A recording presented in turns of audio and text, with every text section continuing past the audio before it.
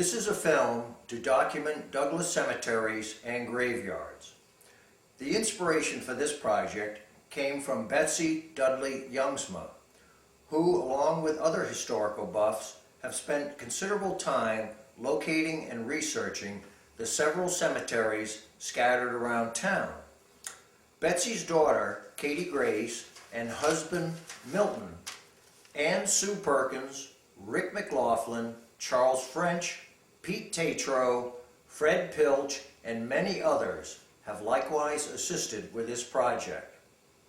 There are at least 24 separate cemeteries around town that we have documented, and 3 others that may exist but could not be found after repeated searches. Some of these, such as St. Denis, Evergreen, and the Douglas Center cemeteries, are large and easily seen from the road.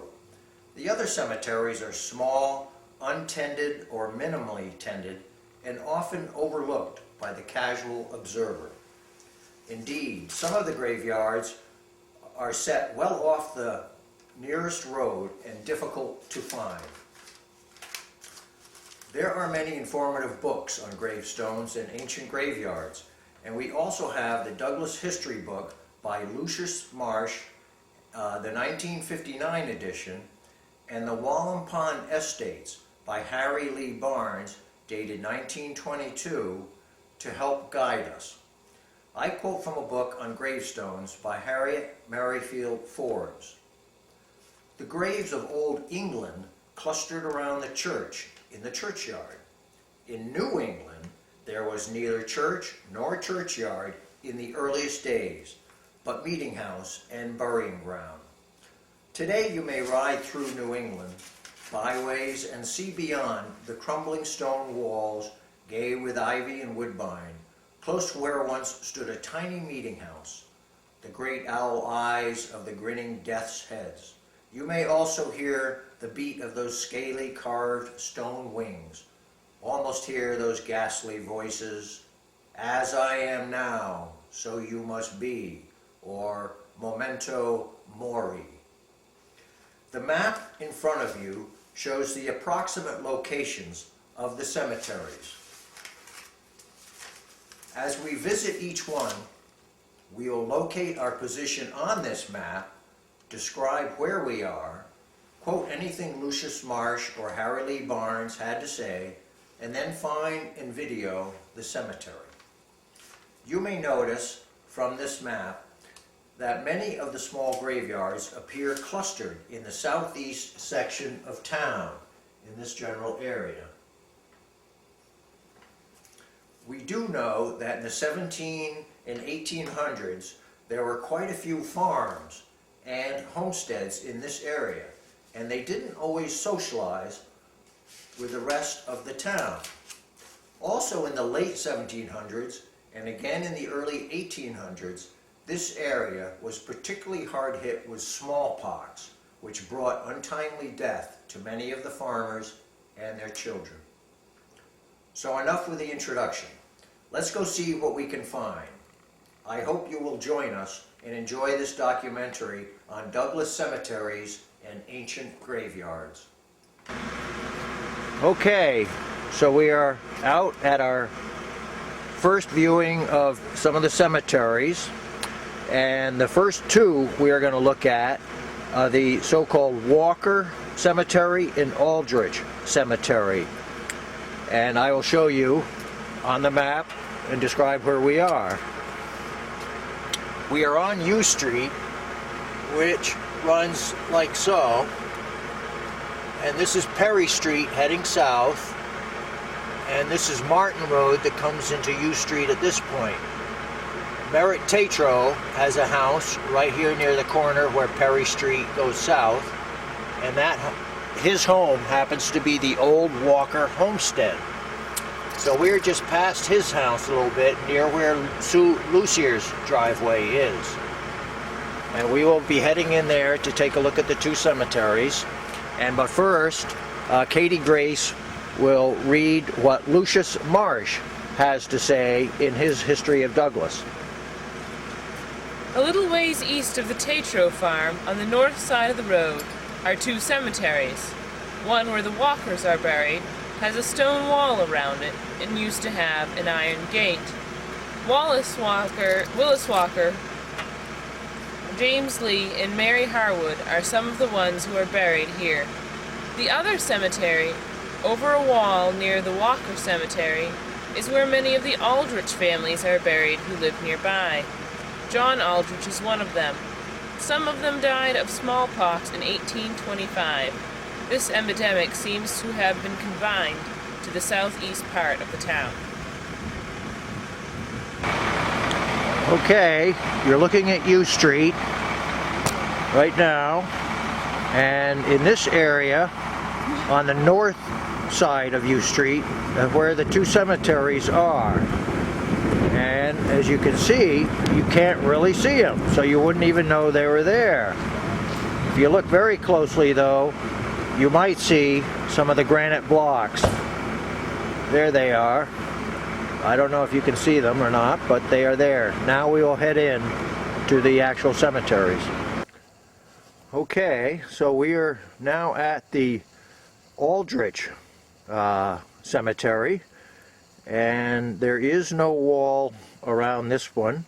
In back of me is where the Walker Cemetery is, but this is the Aldrich, and they're very simple stones, many of which are of children, and many dated early 1800s, and it was probably victims of the smallpox epidemic.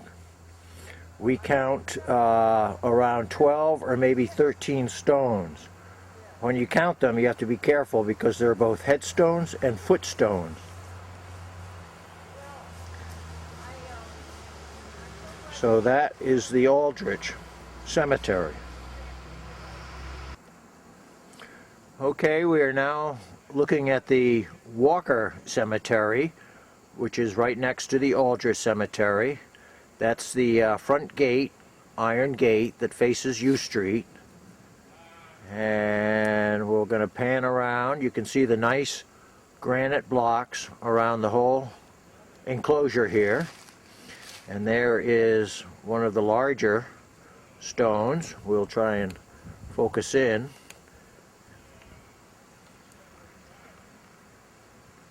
There it says Walker on it. So these date around the same time as the Aldrich Cemetery, where several of the markers in here are of young children and some elders, probably victims of the smallpox of around 1825. And in the northwest corner, there's an interesting stone, which, if I can get over to it, you can see right there, and that has a flag and a memorial, because that is a Revolutionary War veteran. It happens to be buried in that very corner. So that is the Walker Cemetery. Very nice and well kept, except for a few of the trees in here, but that's it.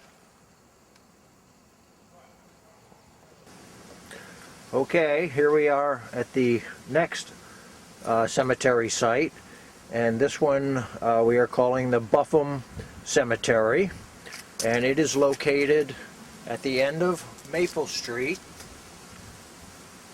This is Maple Street coming along like this. This is the Oxbridge Douglas boundary, and we suspect that we are standing pretty much on the road which is in fact the boundary. So we're not quite sure this is exactly in Douglas. It may be just over the line in Oxbridge. But this is the Buffum Cemetery, and now Katie Grace will read what Lucius Marsh had to say about it. The last place in Douglas on this road was for many years the Daniel Buffum place. The last one to live here in the small house was Mr. Tempone. during whose occupancy the house was burned. The next owner was Richard Leonard, of Boston, who sold it to Jonas Rascott. There's a lot of land on this place. Some of the Buffums are buried in a small cemetery on the place not far from the Uxbridge line. There was once a large cranberry meadow on the place. Okay, now let's take a look at the graveyard. Okay, you were looking down at the end of Maple Street, and the street continues into Uxbridge, and at that point I believe it is called Buffum Street. And this is one cemetery you can't miss. It is right next to the road with granite enclosure. It is very well maintained with several stones, including a rather impressive large one, which we will get back to in a minute. And there is a sign there that says Buffum and Cemetery number 25, maintained by the Uxbridge Historical Commission. Now if we can focus in on the big stone here.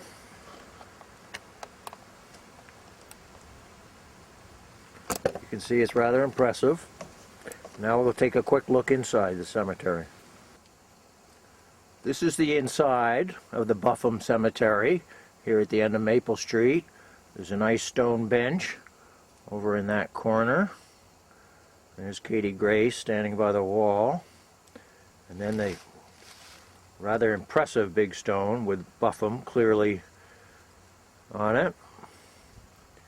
So this is somewhat comparable to the Walker graveyard in terms of the enclosure, granite stones. So that's the Buffum Cemetery.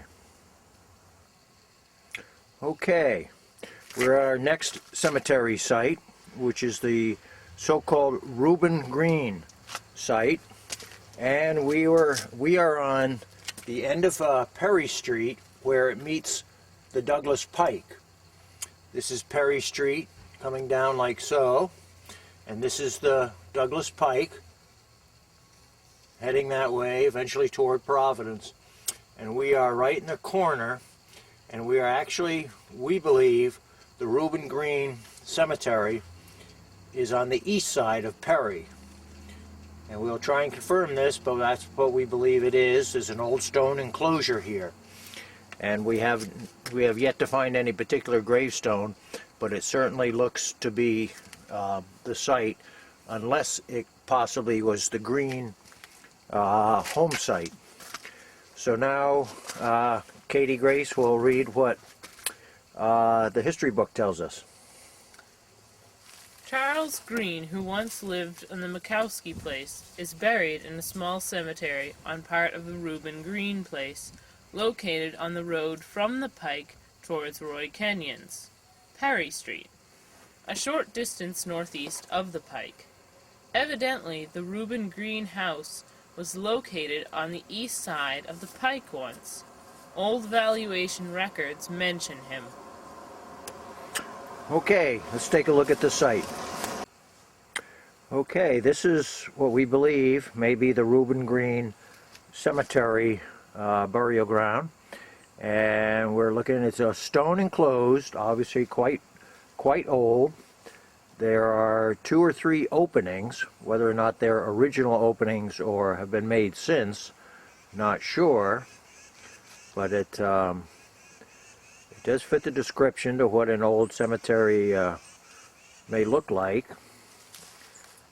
And you can see here, you're looking right now toward Perry Street. This is right along the edge of Perry Street before it gets to the Pike. And I believe I'm standing in the lawn of a family called the DiNardos. And there's Milton and Katie Grace, and there's the southerly end of this enclosure. It's rectangular in shape, and the walls are simply field stones. They're not cut granite. and there is what is pretty much center wall opening. So that's it for the Reuben Green. Okay, here's our next site, which is the so-called Thayer family burial ground, and we are at the juncture of Linden Street and the Pike. This is the Douglas Pike heading down this way, and this is Linden Street right here that turns into Pine Street when it crosses the Pike. The Thayer homestead and burial ground was approximately in the corner right here. And now we'll hear what Lucius Marsh has to say. Down where Pine Street crosses the Pike on the east side is a cellar hole where once the home of Mallory R. Thayer stood. The old house was there as recent as 50 years ago. On this place, John R. Thayer, who achieved prominence in Worcester, was born. Over and back of the Thayer house was once a family burying ground. The stones, remains, and etc. were taken up and reburied in Hope Cemetery in Worcester. Okay, so what we're going to do is go back there with the camera and show you the area where it probably was, and we do believe we found the cellar hole because there's some nice granite stones back there half buried. So we will go do that now. Okay, as the history book says, the gravestones from the small plot were taken up and moved to Hope Cemetery in Worcester. So we have walked around here and have been unable to find any sign of gravestones, but there is a nice knoll here with some white pine trees, and we suspect it was probably right in this area. And we will now move over to where you can see Katie Gray standing, because it's right down in there that there's an old foundation hole and some granite blocks. Okay, we're out in the back here in the corner of Linden and the Douglas Pike, and there's a depression here with brush in it that may or may not have been part of the foundation for the Thayer homestead. But over in this area there are more depressions, and if you can see here, these are old foundation storms. These are cut granite, kind of jumbled right now, but they definitely were cut, and we suspect they may be some of the old foundation storms, threshold stones. And then finally, over in this area, there's a most interesting pool, which we believe is a well. There's water there, and the stones around it seem pretty obviously they are placed. And we believe this was either for livestock or for the people themselves, but it definitely looks like a man-made well. So that's the Thayer burial site area, and what we think is the old homestead. Well, we're back at the Thayer site on the Douglas Pike, also known as Southeast Main Street, between where Locust Street and Linden Street are. And the clips you just saw where we visited this site, we believe we found the Thayer home site, evidence of the cellar hole and home site and a well, but we never quite found real evidence of where the graveyard was. Well, we've done some more homework, and thanks to Mr. Charles French down at Makowski Drive, he showed us where the actual graveyard used to be, and I'll show you on the map. Here's the Douglas Pike running down like this. Linden Street is here, and it's called Pine Street over on this side. This is Locust Street here. We originally thought it was closer to Linden Street. That's where the homestead was. But the actual little cemetery, Thayer Graveyard, is right here at the corner where Locust meets the Douglas Pike. So that's what we did find it, and we're gonna film it as soon as I move the camera to the appropriate site. But I'll also reread what Lucius Marsh had to say. Down where Pine Street crosses the pike on the east side is a cellar hole where once the home of Maury R. Thayer stood. The old house was there as recent as 50 years ago. On this place, John R. Thayer, who achieved prominence in Worcester, was born. Over and back of the Thayer house was once a family burying ground. The stones, remains, etc. were taken up and reburied in Hope Cemetery in Worcester. And that indeed is the case, but there are some stone pillars that mark out the area, and we will go take a look at that.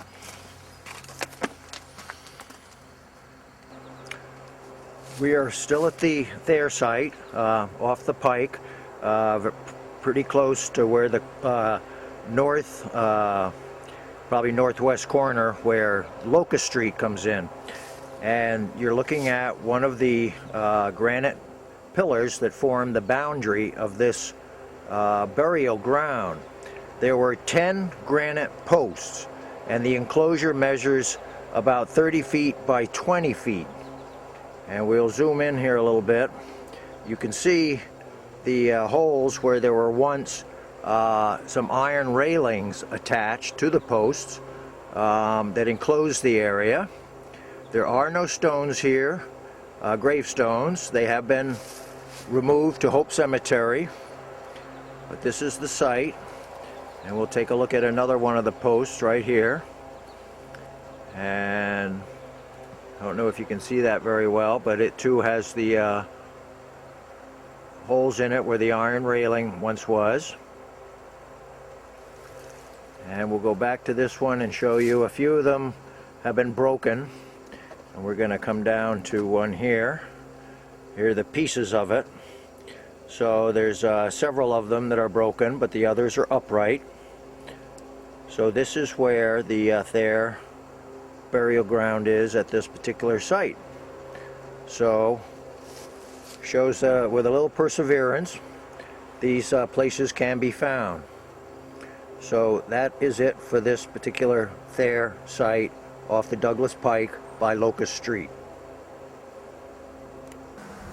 Okay, we're at our next site, and this is the Quaker and Chaise burying ground, and I will show you that it is right at this location here.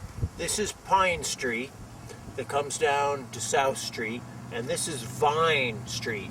Where Vine Street meets Pine Street, across the road is this particular grave site. So this is South, this is Vine, and we are right about there.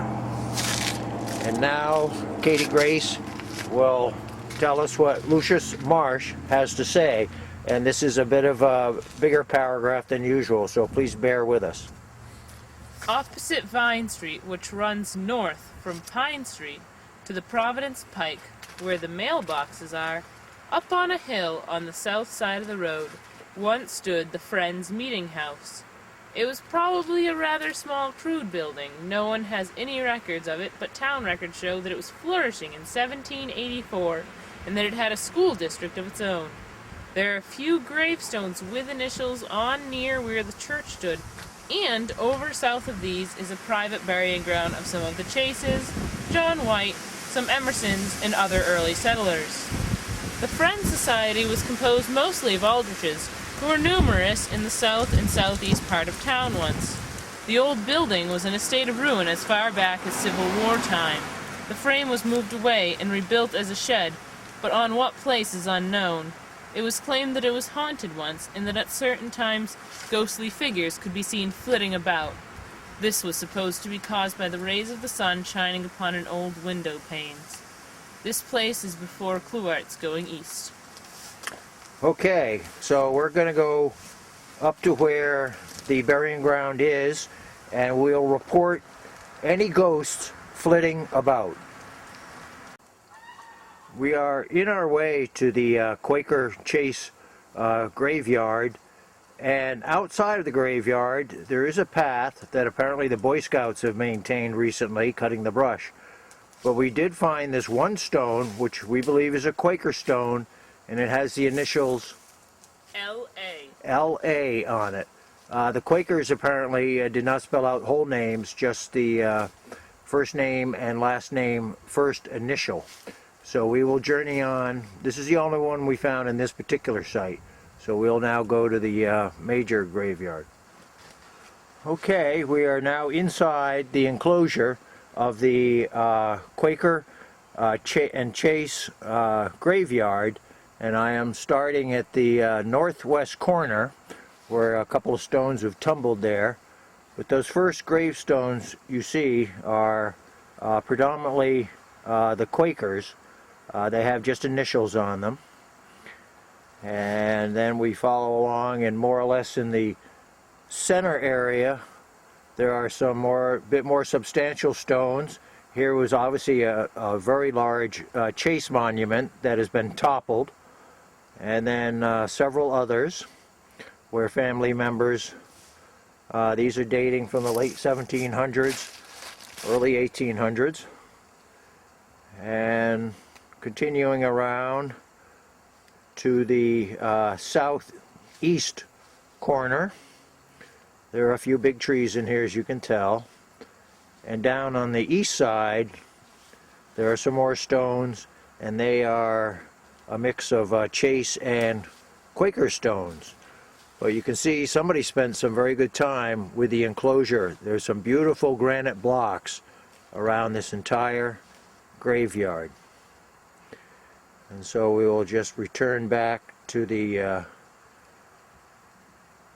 major stones and the toppled monument. So this is the Quaker so-called Chaise and Chaise graveyard.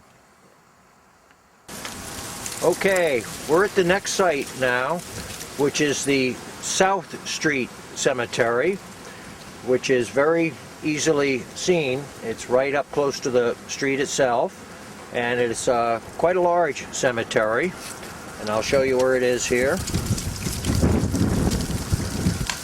This is South Street, coming down this way to the Rhode Island border, which runs right along here.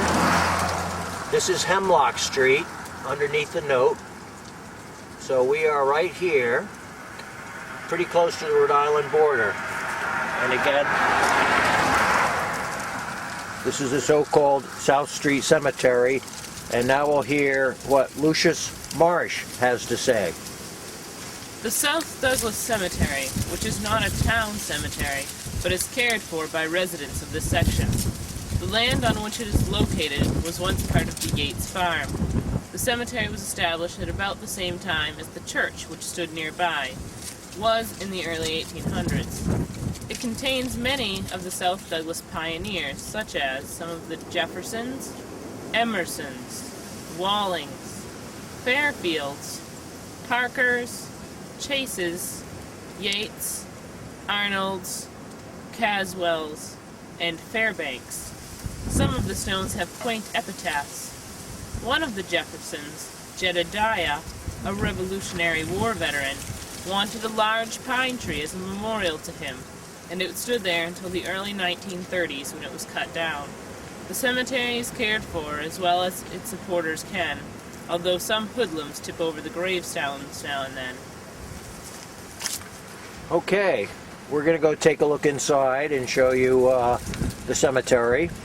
It's a very windy day today, and so some of the background noise you may hear besides cars is probably the howling wind. Well, this is the South Street Cemetery, and I want to draw your attention to the entranceway. There's a couple of them here. There's one in the middle with a gate and one on each side, and they have this rather curious stone structure right in front of it. What purpose that serves, we're not sure, but perhaps it was to keep cattle out or something, so they couldn't wander in. Not sure. Have no real idea. But as you can see, there are numerous gravestones in here and some rather elaborate monuments. A lot of Chaise, and there's Sibley stones here, but it goes on. Beautiful granite stones. The back wall is mostly field stone, sort of like just a regular stone wall. So it is fairly well tended too. It's taken care of.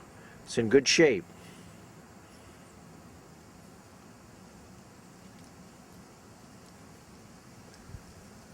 And easy to find.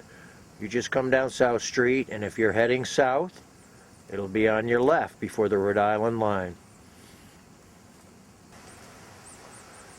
This is just another view from inside the cemetery to show you the expanse.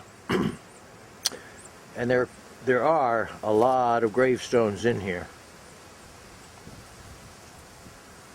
So, and as mentioned, there is a Revolutionary War veteran, Jefferson I believe, but his wishes were to have his plaque on a pine tree, and the pine tree had to be taken down, and with it probably went the plaque, so no one's quite sure, or as far as I've heard, where that plaque is.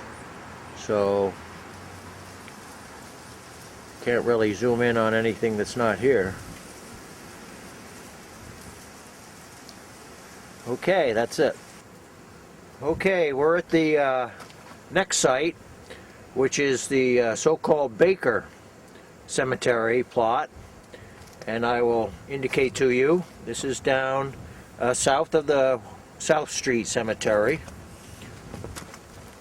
This is South Street, coming again down here to the Rhode Island border, right here, and on the east, or if you're heading south, left side of South Street, there's a inactive sand pit in this area, and we are hoping to find, we crossed the brook, and we're hoping to find the Baker family plot on the other side of the brook up on a rise. So again, it's off of South Street, just above the Rhode Island border, east of South Street, behind the sand pit across the brook. And Lucius Marsh does mention this one, as well as all the others you've heard of, so let's hear what he had to say. Between the South Douglas Cemetery and where the church just mentioned stood, there was once located a town road which ran from South Street over east across a brook, the Bating Pond Brook, to a couple of houses which used to be here and which have long since been gone. They were the John Baker and George Baker houses, and the road went past them in a southerly direction, over into Rhode Island. There is a small cemetery in this section where some of them are buried. Clark Baker was the last of the family to live there, so far as we know. The road now is only a cart road, and the bridge over the brook is gone. Okay, sorry about the map, the wind took it. So that's the Baker plot, and we will see if we can find it. Yeah, just a Baker White Thayer. Okay, here we are at the Baker plot. We walked in from South Street, just following the main road from the gravel pit. We crossed Bating Brook, and right after the brook you see a rise, and you just walk up that rise, and right at the top is the cemetery. And somebody has done some care here. There's two graves. You can see one there with an American flag, so that's a veteran. And here's some of the stones. There's Baker stones here, White family, Thayer family also, And we did find what we think is a Quaker grave. And there's another American flag. So, and these American flags are rather recent, so somebody's been up here doing some care. It is enclosed with mostly fieldstone stone walls. There are some granite pieces, but comparison to some of the other ones we've seen, this is a bit more on the humble side. So I'm going to show you the gate now. Okay, this is the gate. There are two granite pillars there, posts. There's old iron in them, so there was a gate at one point, but it's really quite a pretty cemetery spot. In the background there, you can probably see some of the work from the sand and gravel operation through there. But we are definitely on a rise, and as Lucius Marsh says, there was an old road that came in off of South Street to this area to serve the few houses that were in here. So that's the Baker plot, so-called. And on our way out, we're going to film another curiosity to show you. Okay, the path we took into the Baker Cemetery comes in on the gravel pit, of course, and it crosses Baiting Brook.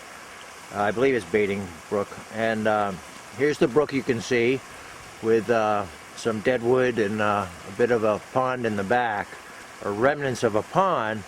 But over on this side, you'll see old granite foundation. It's a corner works, and there's a sluiceway there. You can clearly see. And this is quite old, and we can only imagine that it may have been originally part of a dam, or possibly a sawmill or some sort of mill was way back 100, 200 years ago. And they used, of course, dammed up the water here to use as a power source. But this was the curiosity I wanted to show you. It's rather very nice looking, and there's pretty large rocks there, a lot of work. But the dam may have been itself blown out in one of the hurricanes over the last 100, 200 years, or 100 years. Okay, so we're going to move on from here. Okay, we're at our next site now, which is on White Court, where the Oxbridge Fish and Game Club is located, and I will show you on the map. This U Street runs along like so, and this is Perry Street that comes down to the pike. You go past Perry, and this is White Court, and we are just about right here. A couple little ponds nearby, and the Oxbridge Fish and Game Club. We are quite close to the Uxbridge town line, which runs right along there. And this is another graveyard site. And we are going to hear from Mr. Merritt Tatro, who has a little bit of history. So it's about a paragraph long, so please listen. Okay. Thank you, Evan. This is just a little history, and it goes as follows. The place where Peter Clark now lives, owned by Mrs. Stephen, is the Paul White homestead. Its earliest settler was Joseph Balcom, of the same family as Samuel Balcom. He sold the place to Paul White. Several of the Whites, Arnold for one, died of smallpox and are buried on the place near the Uxbridge line, which goes through the place. Later, George White owned it. Others before Sherman Foster are not known. He was Mrs. Stevens' father. He is at one time was an Adventist preacher. The house is very old, but as most old places, has no date to show where it was built. The road leading to the house from U Street is called White Court. There is a cellar hole on the road between U Street, which was last owned by Simon Rawson. That's basically all that I have. Okay, so we will refer to this site as the White Cemetery or White Graveyard. And we'll now venture over to where it is up on a knoll and take a look at it. Okay, we're up at the so-called White Cemetery, and I have a correction to make. I referred to the premises as the Oxbridge Fish and Game Club. It is actually the Whitingsville Fish and Game Club, so my apologies. This is the Whitingsville Fish and Game Club grounds, and we are just west of the club headquarters, up on a knoll, and to the right of the film is a stone wall, which happens to be the Uxbridge town line. And there we have Mr. Tatro, and we will focus in, and that's the Paul White stone, and he is buried here along with his, I believe, his wife and at least 2 children, and there are a couple other stones here. So there's at least 6, possibly 7 gravestones at this particular site. It's quite a pretty site, and back in its day I'm sure it was cleared, and over to the left was the original homestead. So this is the so-called White Cemetery on White Court. Okay, we're back on U Street, and we are at the Captain Marvel Thayer site, so-called homestead and possible graveyard. And I will show you just where we are. This is U Street, traveling along like so, and it continues on this way. That's Perry Street. This is Elm Street, Locust Street. We are right past where Martin Road comes into U Street, right about here in this area, before you get to Merritt Tatro's house. And we'll be taking a look at this site, and as soon as this car passes, we'll hear what Lucius Marsh from the 1959 version of his history has to say. Over east of the former Lynch place, on this same road, is a small enclosure which looks as if it had been a cemetery once, but old records indicate that it is the site of the Captain Marvel Thayer homestead. A large elm tree once stood near the road here. The spot was reserved by some of the Thayers, but little is known about it. Okay, we're now going to reset the camera up at the site. It's a beautiful stone and granite enclosure, and we're going to take a look at that, and also Merritt Tatro is going to be informing us some more of the history of this particular site. Okay, we're up at the Captain Marvel Thayer site, and what you're looking at is it's right next to U Street. It's not even hardly 10 feet off, and there are 5 granite pillars that front it, that originally had some pipes running through them as a gate, and you can see a couple more here. Now as we show you, pan around the enclosure, Mr. Tatro is going to read from the 1941 version of the Lucius Marsh history. Pete? Okay, thank you, Evan. Over east of the Lynch place, which is at the intersection of U and Martin, on this same road is the remains of a cemetery where some of the Thayers were buried. It has an iron fence and stone posts around it. The 1855 map shows a house owned by Marvel Thayer standing in the vicinity of this abandoned cemetery.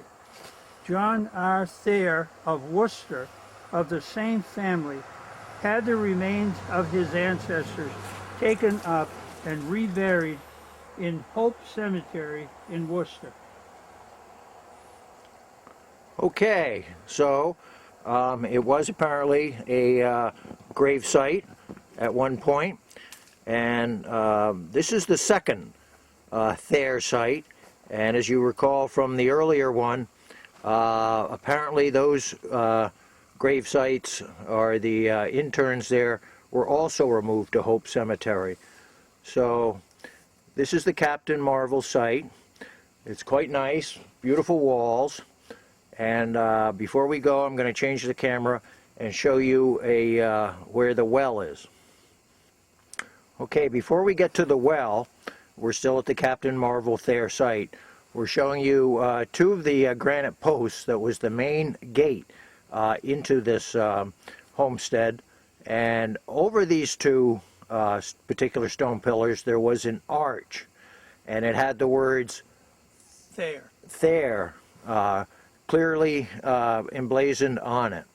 So this is the original main entryway to the site, and there's still some iron works attached to these stone pillars.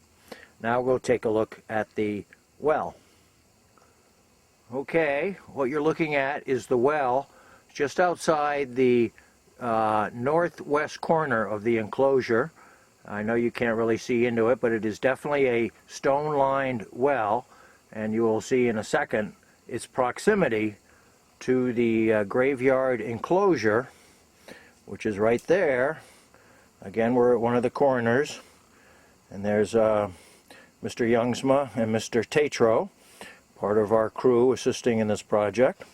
So we're not quite sure exactly what the well was used for. It could have been to water some of the plants in the grave or other possible purposes, but it is a nice curiosity.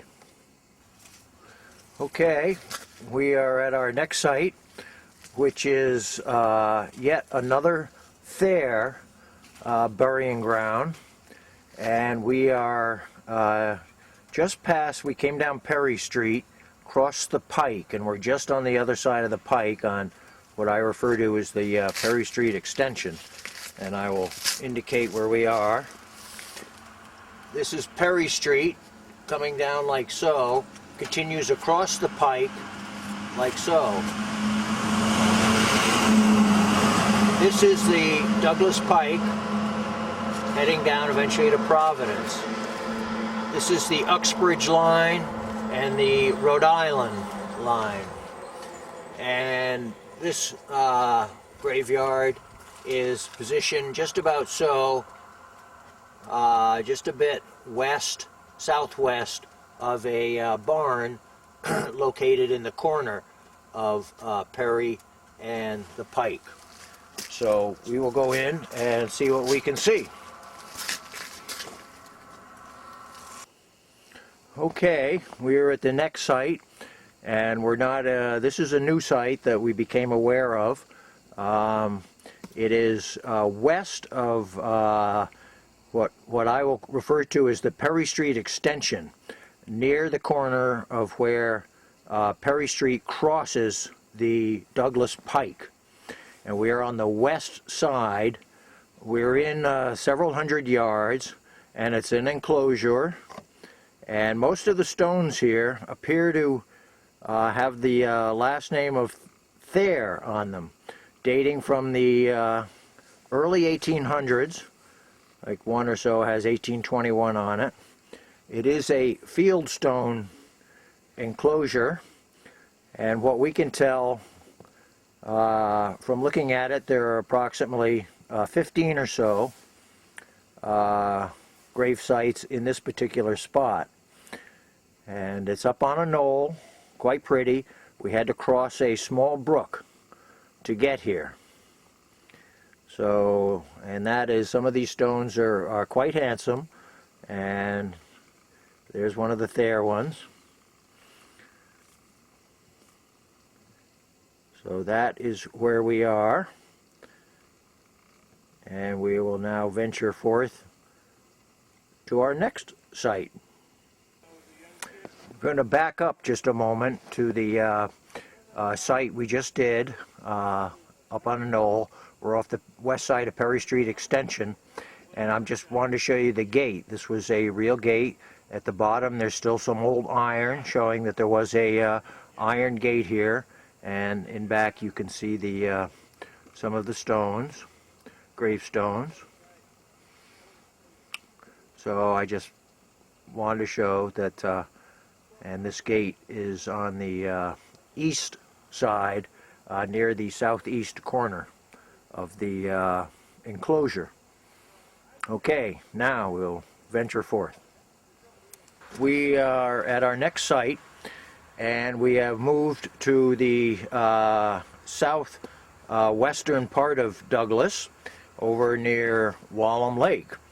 And we are going to, there's two sites here, two graveyards. One is the Aldrich, which we're going to do first, and then there's one so-called Alger, and perhaps it's also known as the Alger Estin's site, which is going to take some hunting because we're not quite sure where that one is. So I will point out where we are. Here is Wallam Lake. This is Wallam Lake Road. Some refer to as Wallam Pond Road, going down to Rhode Island, down here. And this is Walnut Street that comes in like that. We are right now standing in what's called the Old King place. And we are going to go try and find and locate and film the Aldrich Cemetery. And now we will hear what Lucius Marsh has to say in his 1959 History of Douglas. Next south of what is now King's, a forgotten cellar hole marks the Israel Aldrich place. Some of this family are buried in a small cemetery about 600 feet northwest of the cellar hole. The last one to live here before the house was burned in 1854 was Daniel Buxton. He lived on several Wallam Pond vicinity places at different times. He was the father of Charles Buxton, Minnie Church, Cora Bates, and others. Okay, so we'll go and find the Aldrich Graveyard.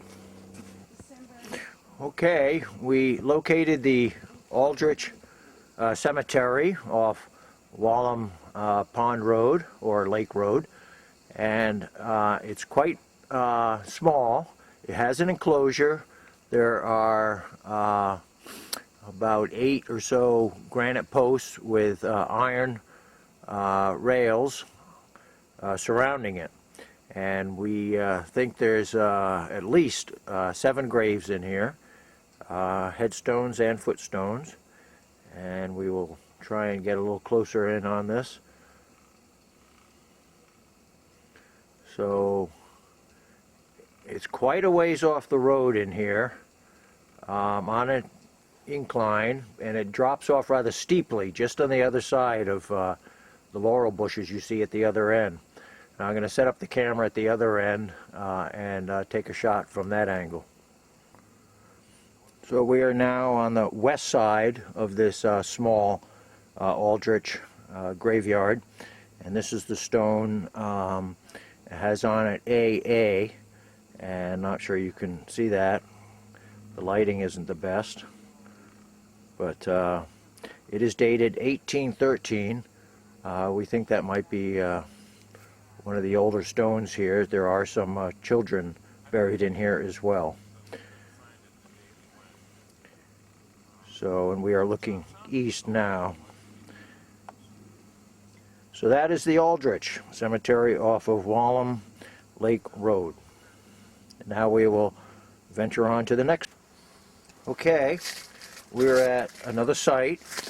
This is the so-called Lovell Southwick burying ground, and it is on Perry Street between Linden and U Street. I'll indicate it. This is Perry Street that comes off of U. This is U that goes along like so. This is Perry Street that comes down and crosses Linden Street. And the Lovell Southwick burying ground is located just about here on the east side of Perry Street, very close to the road. And we will hear what Lucius Marsh has to say about this site. On the east side of the road south of Roy Kenyon's is a small burying ground where Lovell Southwick and a few others of the family are buried. It has grown up to pasture pines and is more or less neglected. Okay, let's go take a look at it. Again, it's only just a few feet off of Perry Street on the east side. Okay, We are at the so-called Lovell Southwick burying ground on Perry Street. We're only about 30 or so feet off the road on the east side, and here you can see some of the stones. They are in a bit of a jumbled condition. Apparently, many years ago, somebody did start bulldozing in this particular area and was not aware that this was a historic burying ground.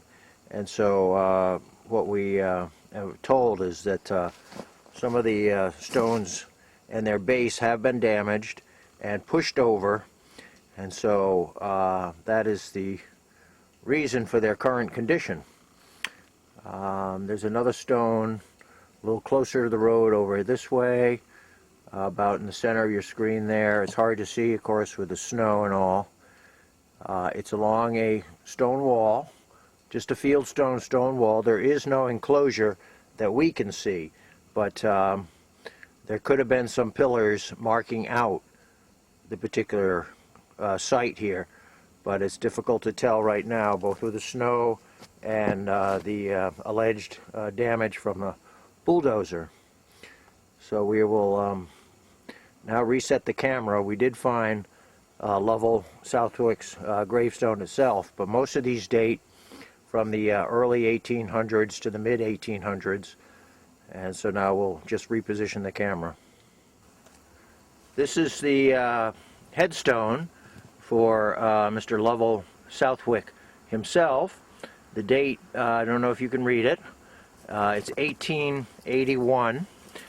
Some of the other stones are earlier 1800s, probably children or other family members. But this is the Lovell Southwick. It's lying on its back, again due to some earlier damage. Okay, we're at the our next site, which is the so-called Lee site. We are on Perry Street, still on Perry Street, somewhat south of the Lovell Southwick site, and I will show you. This is U Street, travels like so. Perry Street comes off of U and travels all the way down to the Pike. We were here at the Lovell Southwick site on the east side, and also somewhat south of that is the Lee site, which is also on the east side of Perry Street, but still fairly close to the road, about 100 yards or less off the road. And this is a Native American burial ground, and we'll talk more about that when we get to the site, but we'll read you a relevant section from Lucius Marsh, and he describes the Lee homestead. From old land records that we have and old road layouts, we know that once there were several farms down in this vicinity where it is now all woods. Old cellar holes tell of where these people once lived. Among known residents of the section were Mark Wood, Ebenezer Smith, the Lee families, and Walter Everton. Still on the east side is the cellar hole where once was located the Lee place. There were Simon Lee and James Lee. This house, long since gone, had a stone chimney. The homestead had a couple of acres and still does, and now belongs to Arthur Rawson estate. Some white owned it after the Lees, and Arthur Rawson was related to the Whites. Henry Lamson, in an old Oxbridge compendium, tells of the stone chimney place and how way back in the Revolutionary War days there was a battle here between officers and some outlaws in which some were killed.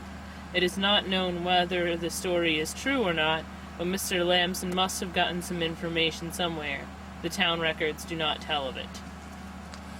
Okay, so that is some of the history of the particular area. You will notice that Lucius did not mention any burying ground or cemetery, but there is one here, and it is apparently almost exclusively Native Americans. So let's go take a look at the site. Okay, here we are at the Lee site. We are about 100, maybe a bit less, yards east of Perry Street. at the Lee site. You can see the date there. That's the earliest, 1700. We spoke with a fellow by the name of Roy Henry from Oxbridge, and he is actually related to the Lee family, and he's done a tremendous amount of research on this site, and it is apparently a Native American grave site, and there are some 32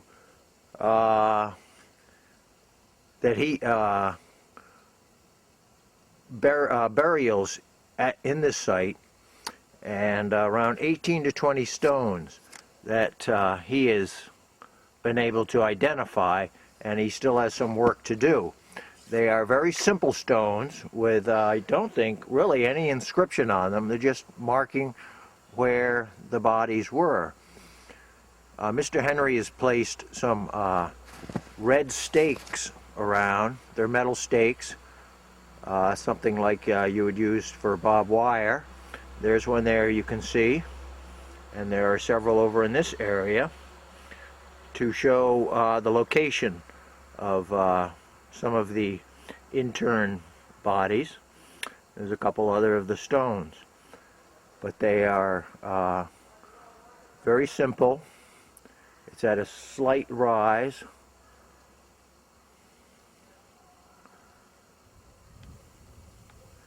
And that is about it. There has been some traffic in here. It looks sort of like a skidder or something at some point went through here to bring out wood, and there's some big tire marks, but that is the Lee site. Okay, we are at our next site, which is in Coopertown, which is the west part, northwest corner of Douglas, so-called Coopertown, on Northwest Main Street, also called the Coopertown Road. Lucius Marsh mentions that he's not quite sure how it got called Coopertown, but in this area there was a family with the name of Cooper, and apparently there were a couple of sawmills, and one of the things they made was barrels. And if memory serves, a barrel maker was also known as a Cooper man, so maybe that has something to do with it. But I will indicate where we are.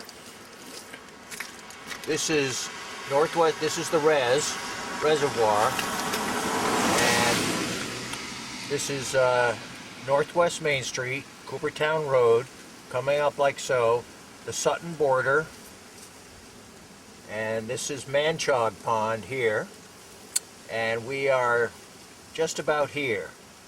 This cemetery is noted on most maps, including the USGS maps, and we will see what Lucius has to say specifically about this site. On the west side of the road was located the Chandler Stockwell place and a house owned by Mrs. Clara Gilbert, a Stockwell heir, stood there up to 1936 when it was burned. Milton Humes owned the place at one time after the Stockwells. On the east side, or opposite side of the road, not far off, is located the Stockwell and King small burying ground. These families intermarried. Over and back of the above Stockwell place, on March 26, 1888, George H. Reed, 31 years of age and of this neighborhood, son of Aaron H. Reed, severely cut his left leg when splitting logs and bled to death. So this is the known as the Stockwell King graveyard, and we will go take a look. Okay, we are inside the Stockwell King graveyard, and you're looking at the southeast corner of the enclosure, which is mostly all field stones, but the whole area is enclosed. And as you can hear and see, that is Northwest Main Street, so we are just about 10 feet off the road. This was very easily visible from the road. And we're going to take a look around. In the back there, you see the Stockwell major monument, which is quite substantial. That one is in the mid 1800s or so. Mr. Stockwell and his wife, I think, are mentioned on it. You see the American flag there as well. There's a veteran. And this one right in front of us is the King monument, and it too has a flag. And then over here we see yet another flag. There's must be a stone over there with the snow on the ground. I didn't see any. I couldn't see any stone, but it may have fallen over.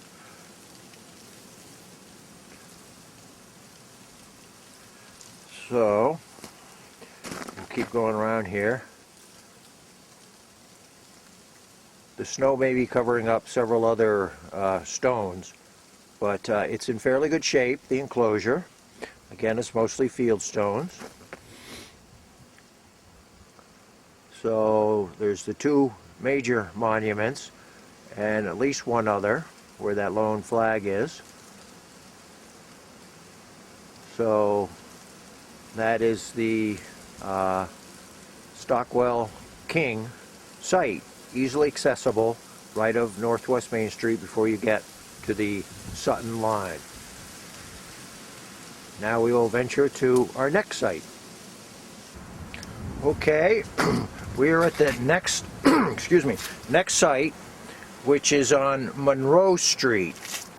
And if you come on Route 16 out of town heading toward Oxbridge, and if you go up Young Street, which will take you right to Monroe Street, it's just down there a tad near a farm on the east side. I will show you on the map. This is the center of Douglas, and Davis Street, or Route 16, travels like so, and Young Street, just after the high school, heads east like so into Monroe Street. This bottom part of Monroe Street is impassable, shut off. So you take Young Street, and the site is just about right there on the east side of Monroe Street. And we'll now, it's very visible right from the road. It's only 10 feet off the road. So we'll take a look at it here. Okay, here is the site, the graveyard, small.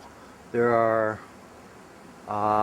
what I can see, there is, of course, the snow, at least 3 graves in here.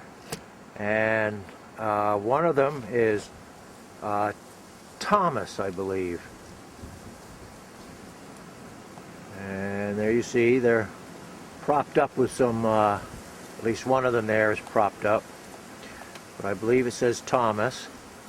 And his wife, whose first name, I believe, was Thankful.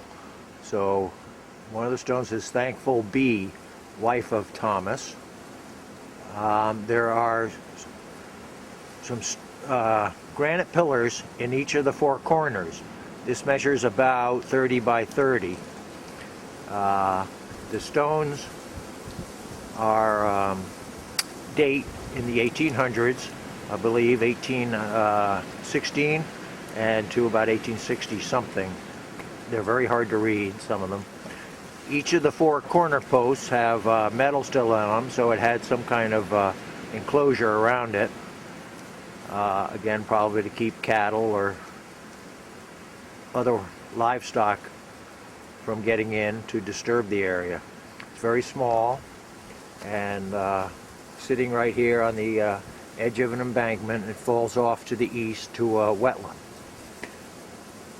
So this is the Monroe Street site, and now we will go on to another site.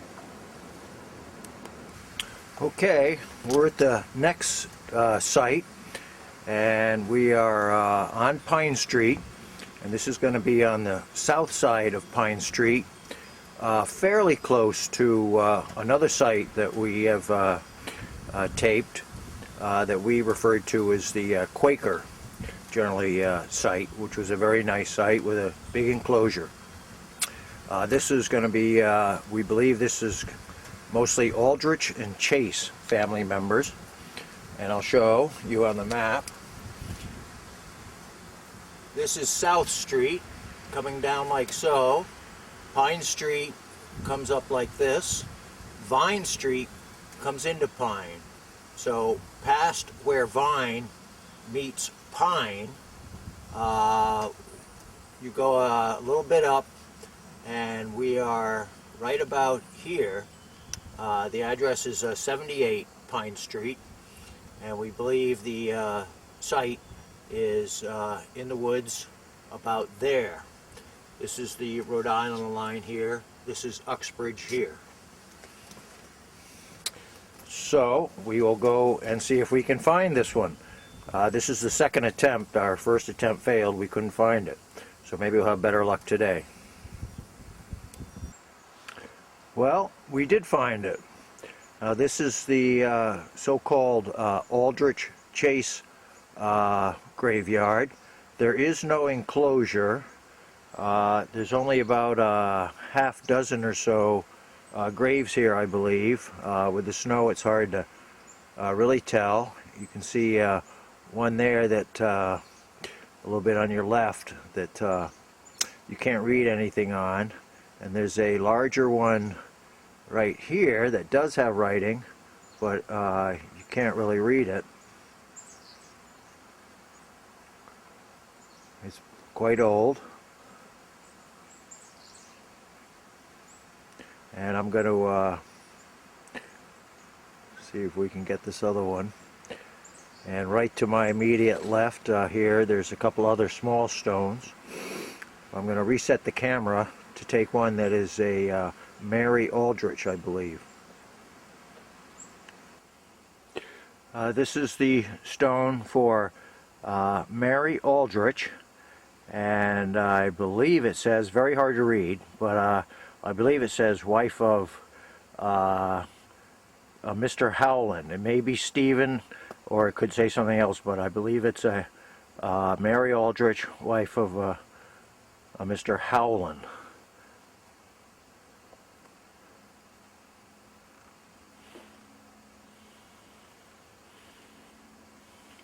So that is one of the more legible, about the only legible one here. And it's a very old graveyard in some very overgrown piece of property here behind Pine Street, south of Pine Street, and we are west of what we referred to before as the Quaker site. So that's about it. There's some giant white pines right smack in the middle of this particular site. So that is the so-called Aldrich Chaise site. Very small, no enclosure, on a slight knoll here south of Pine Street. Okay, we are at another site, and once again we're on Pine Street, very close to the road, just where Vine Street comes into Pine. We are in the sort of northwesterly corner where Pine and Vine come together. Right across the road, right across Pine, is what we've been calling the Quaker Chaise graveyard, where there was once a meeting house, and there's a enclosed graveyard there. There are also Aldriches in that one. And also on the south side, we did the another Aldrich Chaise graveyard. This is another one. I'll show you where we are. This is Pine Street coming down to South Street. Vine Street goes up like so to the pike, which runs down like this. We're right in the corner here on the northerly side of Pine, and I guess you'd say the north or west side of Vine. And there is it's not too far off the road, there's a knoll, and there are some stones and stone heaps. And I'm pretty darn sure it is a grave yard or a grave site. So we will take a look at it and in just a few secs. Okay, we are at the site in the corner of where Pine and Vine come together on the northerly side. As far as I can tell, these are unmarked stones, but they are aligned in such a fashion as to indicate they are gravestones. At least maybe 6, maybe as many as 10 to 12 here. Some may be covered up with the snow. But to me, they definitely appear to be gravestones. We're on a knoll, as are, of course, most of the graveyards are situated on knolls in their from their surroundings. And I'm going to reset the camera to take a shot at a few of the others. Okay, we're continuing the Vine-Pine site at the intersection of those two roads on the northerly side. And we have here another marker, like so. There's another one in front of that tree you see there. And continuing along to my left, we have a couple more there, one in front and a small one in back. And in this corner is a heap of stones. Don't know if that is original or more recent, but there doesn't appear to be new. So it's a heap of stones there. That may be a bound of some sort to the site. These are unmarked, best I can tell, so we're not sure exactly what this particular site is.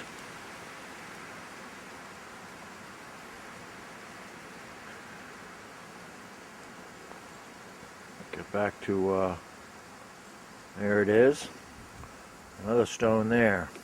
So we have no real information, and incidentally, if you don't hear any reading from Lucius Marsh, for this one in particular and a few of the others, it means we could not find any reference to some of the sites in Lucius Marsh, or he just never mentioned them. Okay, we're still at the Vine-Pine. I've backed off. Only a few feet from Pine Street, again right near where Vine comes in. This gives you a little better idea of the knoll right here. Somebody has clipped some brush, cut some trees. This lot has a for sale sign out in front of it, but this is what it looks like more or less from the road. And there's one of the stones there. You can see actually a couple of them.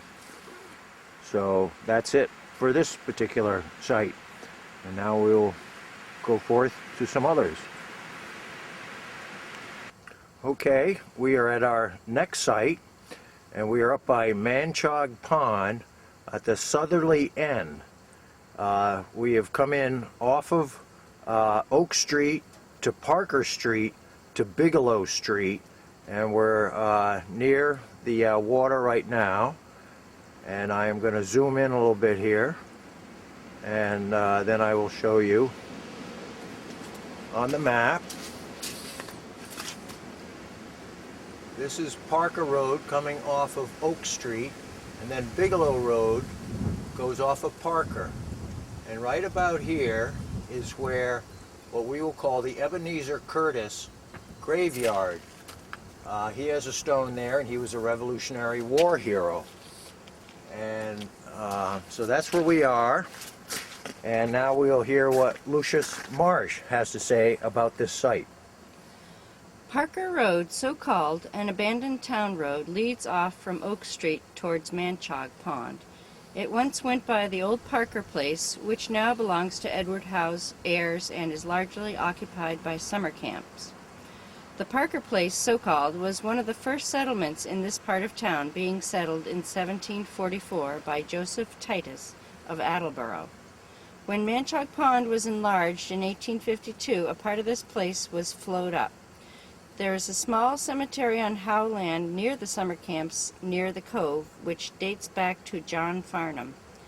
There are many high-class summer camps in this section, owned mostly by people from Worcester. Parker Road originally went across the pond into Sutton. Okay, so that's interesting. Parker Road going right across Manchog Pond before it became a pond.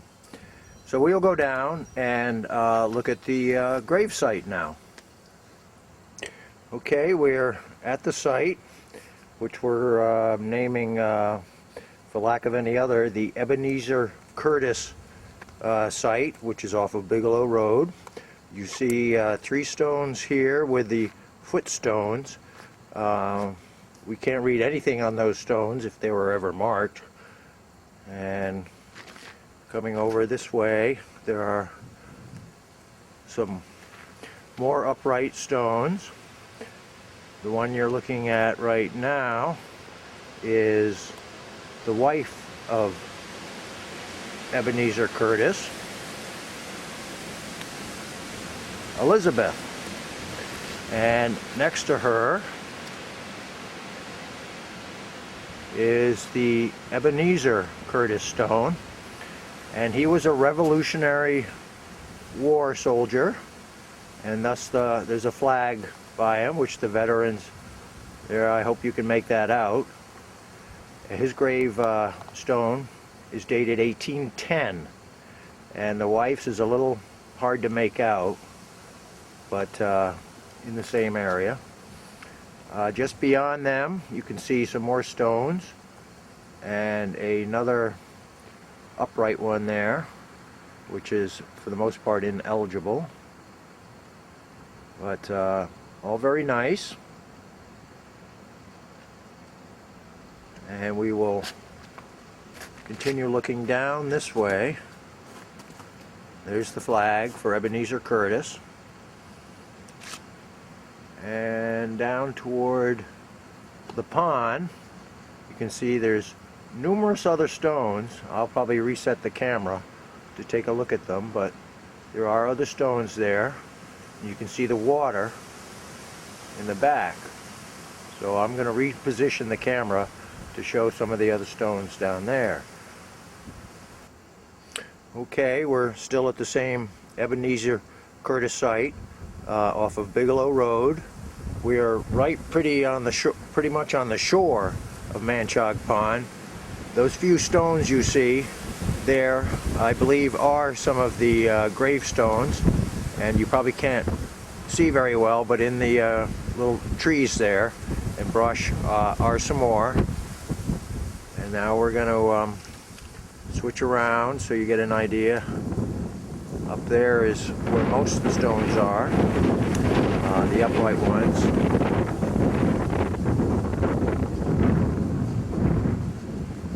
And I think you can see the flag blowing there, so by that big tree is Ebenezer Curtis stone. And then we will come down a little bit this way and show you that there are some other stones. There's one. They're a little hard to see sometimes. You have to stand here and look around a bit, but they are here. Ones I can definitely tell you are gravestones. I can count between 20 and 25, because of course some are headstones and some are footstones. The neighbors here, especially the Normans, believe there might be up to 40 stones, but again, some of those could be footstones. So the address here is 18 Bigelow Street, and this is the Ebenezer Curtis site. Okay, that's it. Okay, we are at our next site, which is the so-called Evergreen Cemetery, which most folks are probably somewhat familiar with because it's very visible, of course, from the road. And we'll show you just where we are. This is West Street that goes along like this, and this is Rydell Road, and at the intersection, and Grove Street continues up this way, and Evergreen Cemetery is right there, right off of West Street. So we're going to go to West Street and set up so you can see what it looks like from the road, while we also read what Lucius Marsh and others have to say about it. Okay, we are on West Street, and you can see part of it there, and we're going to show you the cemetery from West Street. We will be reading some of the history from inside the cemetery at a slightly quieter location because the cars keep coming by here. But that's the view from the street, and that is the gate right over there, the entranceway. So we're going to go walk up and reposition the camera. Okay, we're in the interior part of the Evergreen Cemetery, and this is what the 1959 version of Lucius Marsh has on this cemetery. The Evergreen Cemetery on West Street, officially known as the East Douglas Evergreen Cemetery Company, was originally a part of the Aaron Reed Farm. In 1855, Aaron Reed, who lived where the Kostka farm now is, sold the easterly part of the farm to Oliver Hunt and others for a cemetery for the sum of $1,000. It was incorporated in 1857. In it are many who were once the leading citizens of East Douglas, such as Deacon Warren Hunt and others of that family. In another section are the lots where the late Walter E. Schuster, his brother Winfield Scott Schuster, and others of that family are buried. The Knapps, Thayers, Moores, Halls, Abbotts, Batchelors, Jones, Keiths, and many others are buried there. The cemetery was enlarged in about 1925 when it was redecorated, and a section near West Street was opened a few years ago. There is a tomb here which is used but little. Once a dirt road, now closed, went in from Grove Road on the westerly side to the cemetery. A wooden fence around it shows signs of wear. The cemetery contains about 12 acres. We'd like to thank Barbara Jeltma, who sent us a copy of the original minutes of the Evergreen Cemetery Company. And it was pretty much as said what Lucius Marsh had to say. There were originally 22 subscribers, and they assessed themselves that original $1,000 to begin the Evergreen Cemetery. Okay, we're still at Evergreen. We are in the back section of the cemetery, and just going to show you a few of the memorials here, which are very impressive. Not ones you see every day. And here's a most interesting one. We'll zoom in a little bit.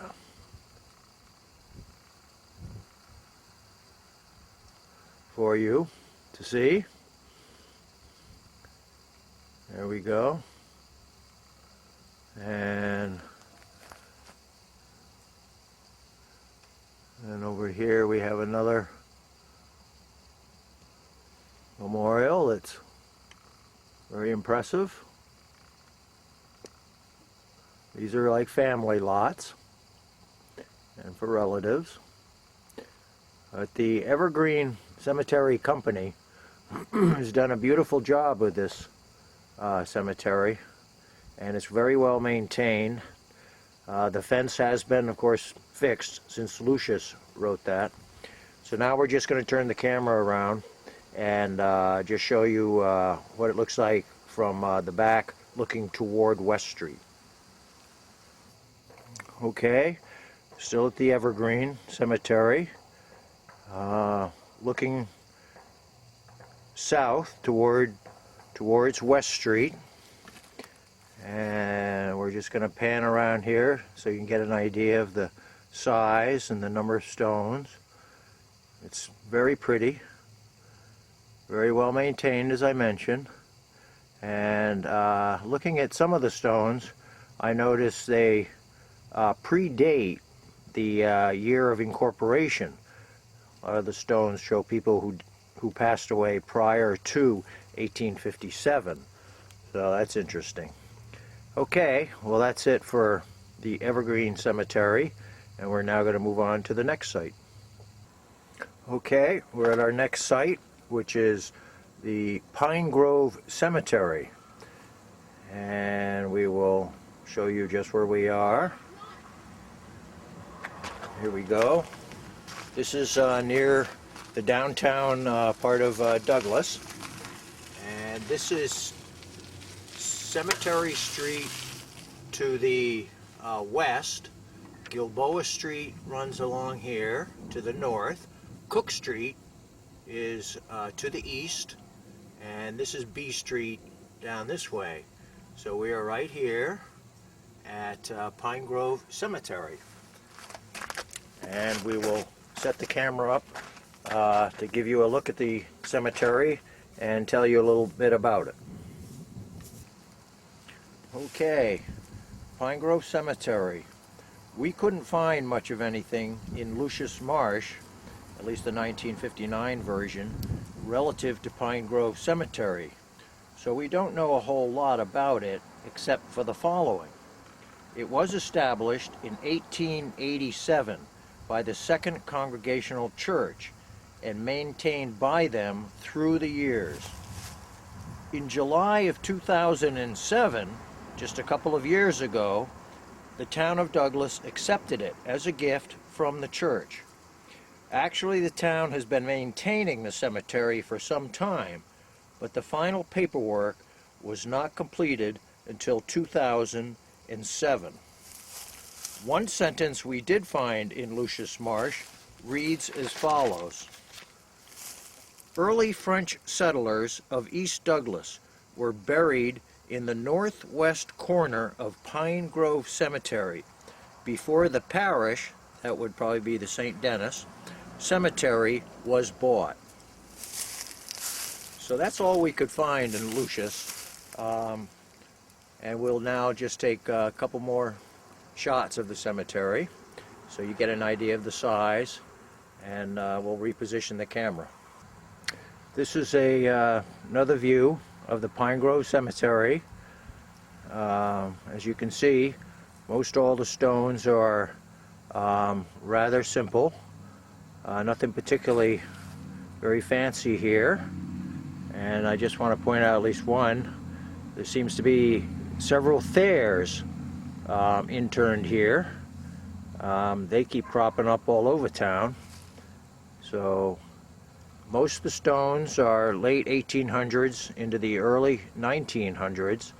I didn't see any modern stones or recent stones or dates, so I don't know if they're still allowing people to be buried here or not. I suspect not, because I haven't seen any new stones. I was told that there was one stone situated outside, just outside of the graveyard, but I couldn't really find it. There's a few stones leaning against the chain perimeter, but I suspect those were just placed there because they fell over or something. But okay, that's it for.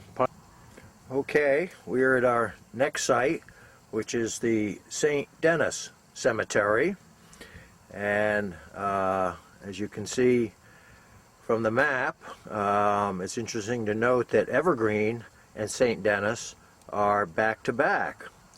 And zoom in here a little bit so you can see.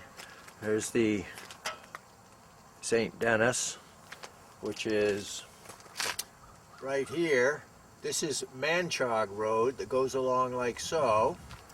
This is Grove Street here, and Evergreen is right here. St. Denis Cemetery is right here, and there's no roads in between them, but they're kind of back to back. So we will set up the camera to show you some of the cemetery and read what Lucius Marsh has to say about it. Okay, this is what Lucius Marsh has on the St. Denis Cemetery. On Manchog Road is the St. Denis Cemetery, which belongs to that parish. It was bought from the late Charles Potter in 1871 and is on land which once belonged to some of the Balcombs. Before the cemetery was there, it was a pine grove, and picnics were held there, as the water once came up nearer to it than it does now. There was a large wooden cross on the top of the hill, which is now gone, a stone one replacing it. The hill was cut down in 1951, a few feet, and part of the cemetery was filled in. The cemetery contains about 7 acres and has a tomb. Hardtop roads have been laid out in a part of the cemetery, which today is well kept. So that's what Lucius Marsh had to say. And you're now seeing part of the front area of the cemetery, which is borders Manchog Road, which you can hopefully see there. So it's fairly uniform in dimensions, the cemetery, about 7 acres, as Lucius says. Very well kept. And we will reposition the camera to take a look at the tomb. Just earlier you probably did see the stone cross that replaced the original wooden cross. Okay, we're still at the St. Denis Cemetery. Thought we would just show you a picture of the tomb that Lucius Marsh mentioned. As he also mentioned, the date of the cemetery started in 1871. This tomb has over it inscribed the date 1905, so it was added after the cemetery was started.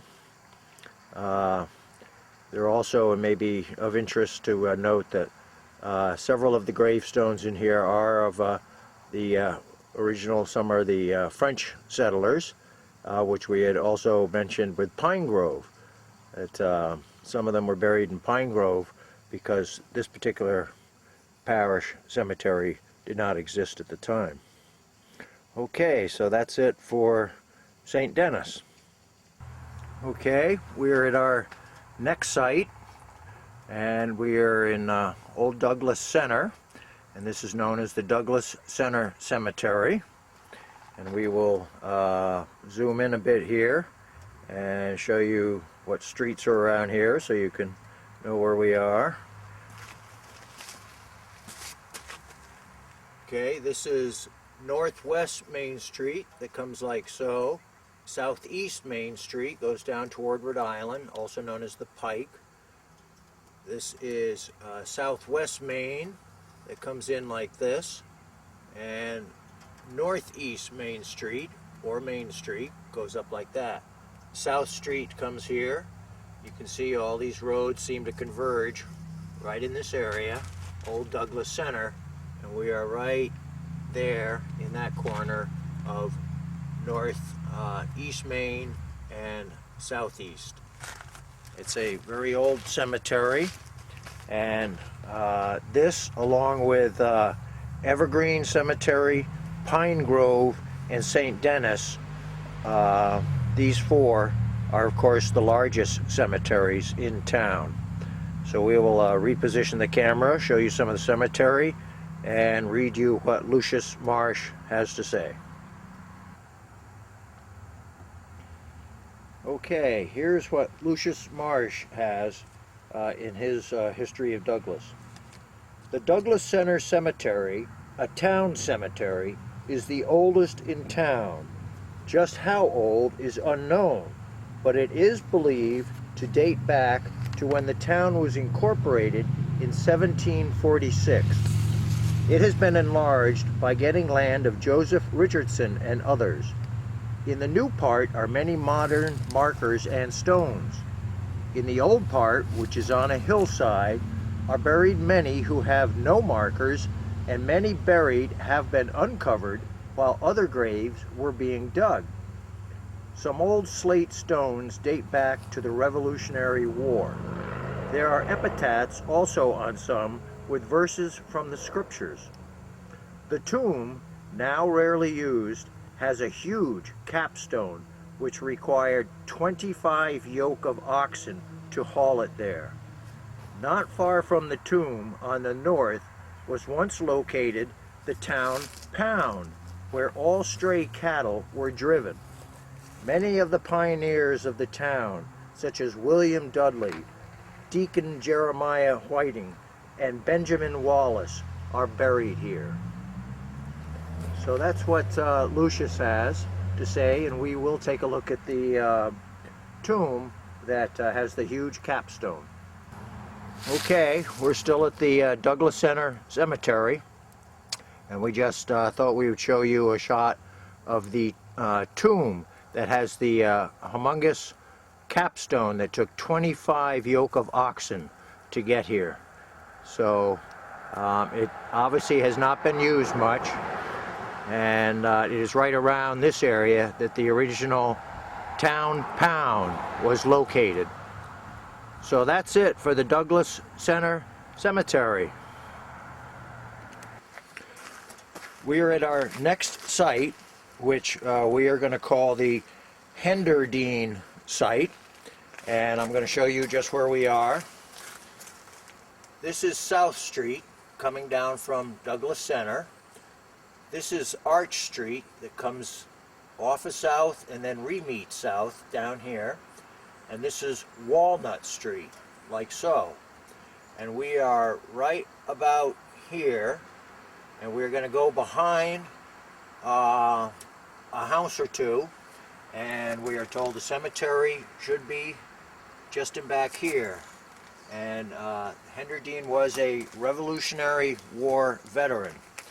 So we will head off. This has been somewhat a challenge to find. This is about our third visit out, but we are hoping for the best this time.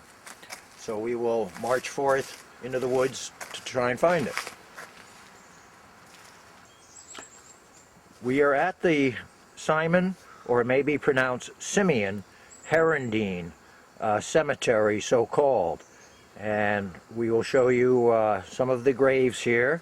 There are at least 7 graves, but they're in rather rough shape, and some may be knocked over and buried. There's at least Simon or Simeon Herondine, Jonathan Marcy, and Seth Jefferson Jr., all deceased in the early 1800s, 1820, 1812, 1833.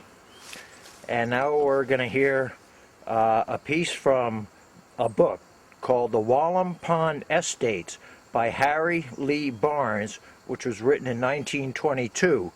We're some distance from Wallam Pond, but he did include something on this particular area and this cemetery in particular.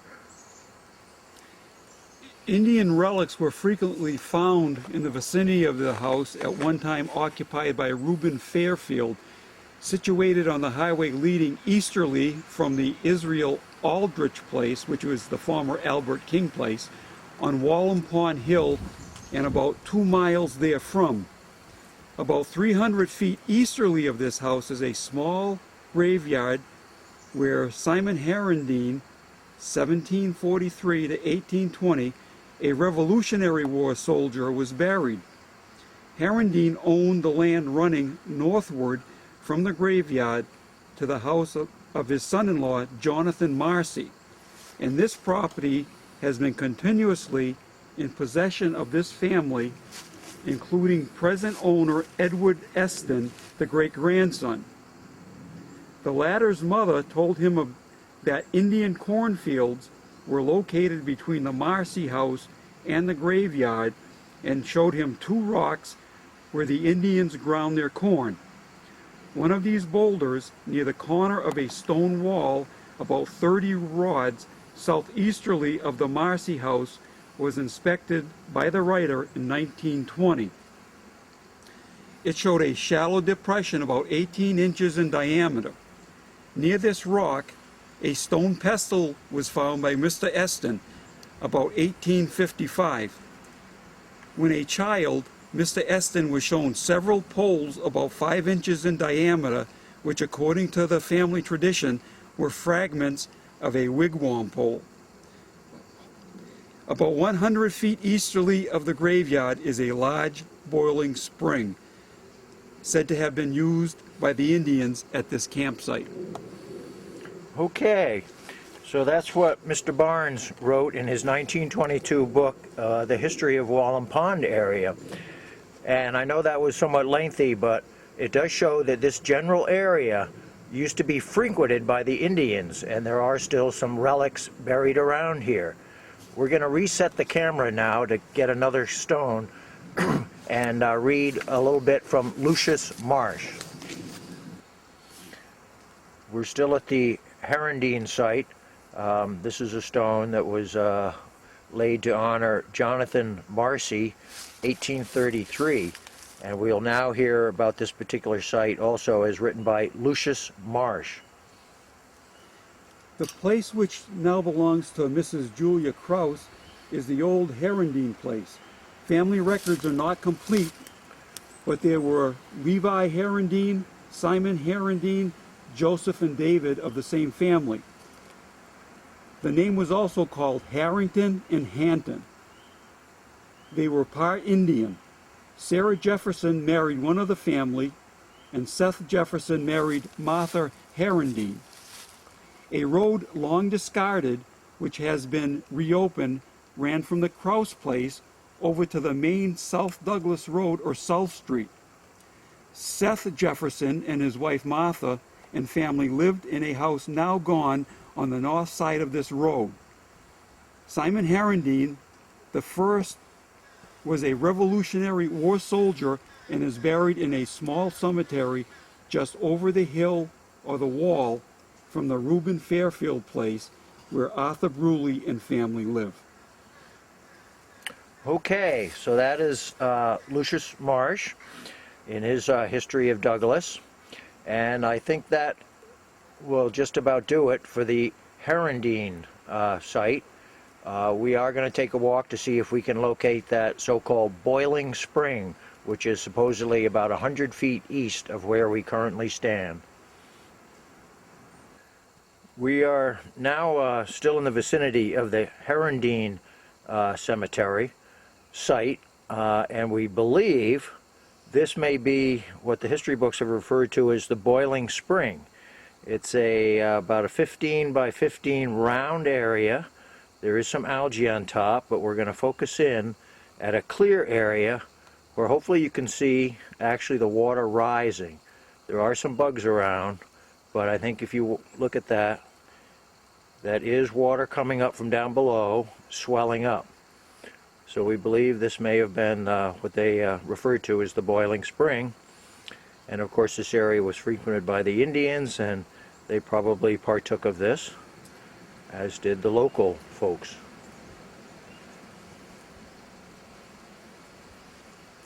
This is about 100 feet, but it's a bit more southerly than east from the Herondine site. So that's the boiling spring, we think.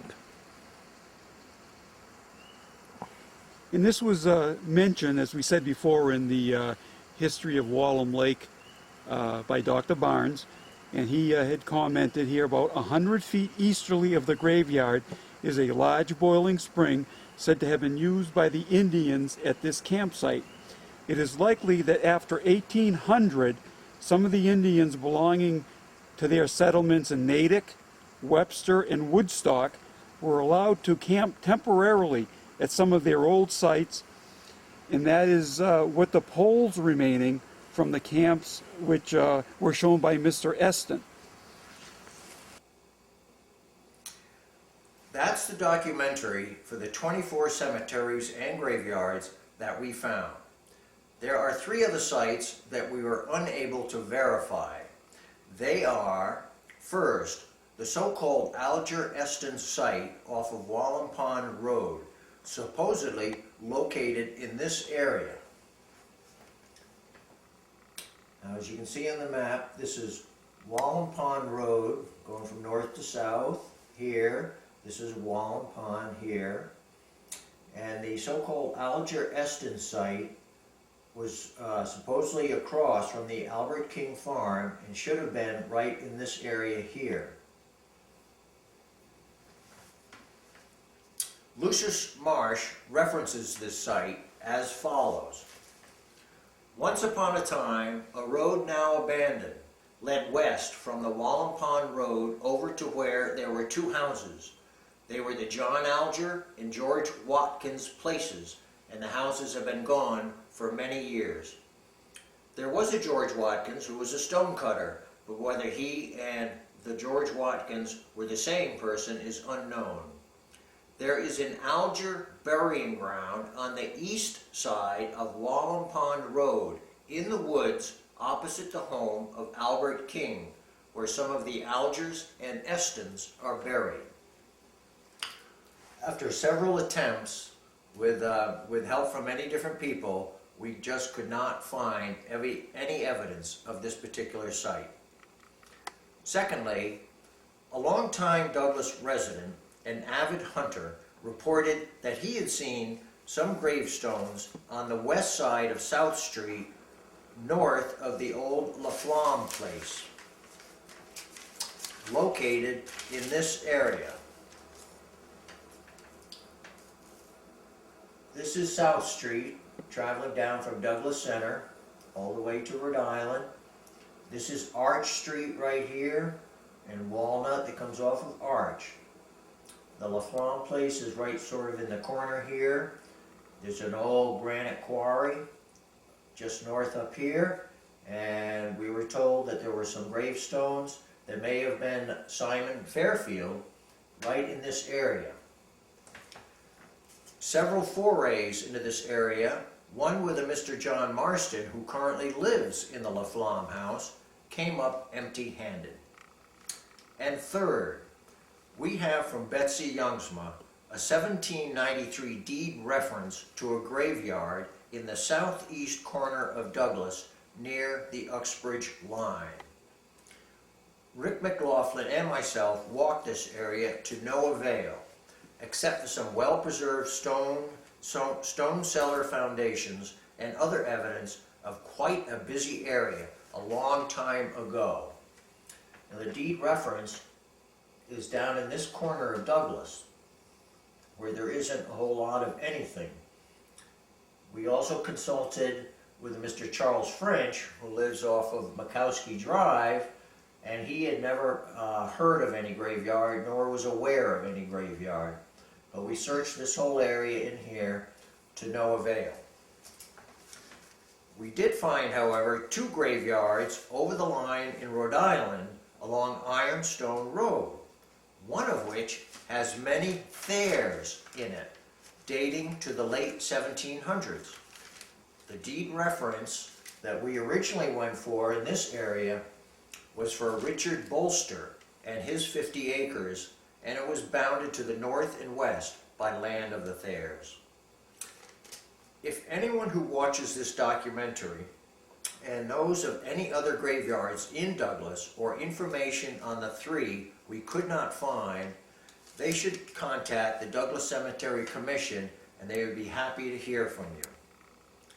Everyone who helped with this project was extremely generous with their time and knowledge. There was a genuine interest in Douglas history as told and recorded on the gravestones in the small, hidden, and almost forgotten graveyards scattered throughout town.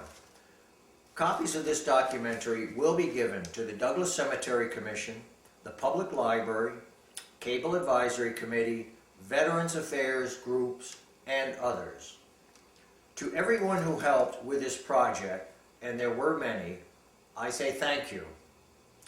I close with a quote from Harry Lee Barnes in his history of the Wallam Pond Estates.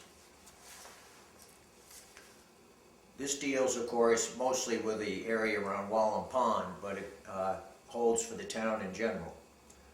One by one, the buildings of this neighborhood decayed or were burned, and the farms grew up to brush and were abandoned until now the cultivated farms are but 3 where there were formerly 30. One cannot withhold admiration from the settlers of these parts who, undaunted by some of the roughest land which even New England can furnish, cut and burned the forests of oak and chestnut, cleared the land of innumerable stones, built the stone walls, in themselves a Herculean labor, and working from starlight to starlight, made homes comfortable for that day. Such toils and sacrifices can be expected only from those who feel the responsibility of ownership and the certainty of reward for their toil. The children reared on these farms, the Howlands, Stones, Aldriches, Kings, Buxtons, Angels, Greens, and Eddies, were needed to develop the country and to lead the foreign born. Thank you very much.